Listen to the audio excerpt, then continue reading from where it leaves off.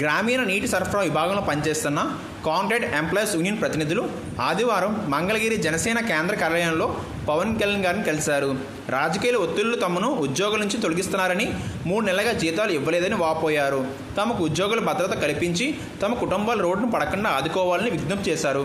ఈ సందర్భంగా శ్రీ పవన్ కళ్యాణ్ గారు మాట్లాడుతూ సమస్యలు పరిష్కరిస్తామని, పెండింగ్ జీతాలు క్లియర్ చేసేలా అధికారులకు ఆదేశాలు జారీ చేస్తామని హామీ ఇచ్చారు.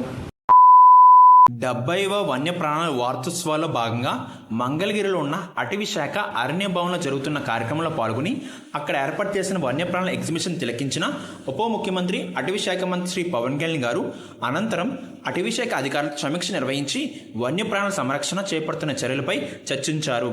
వన్యప్రాణుల విశేషాలతో కూడిన బుక్ లాంచ్ కార్యక్రమంలో పాల్గొని అక్కడికి వచ్చేసిన విద్యార్థులతో సరదాగా ముచ్చటించారు. పవన్ కళ్యాణ్ గారు మాట్లాడుతూ వసుదైక కుటుంబంలో సమస్త జీవకోటికి చోటు ఉంది.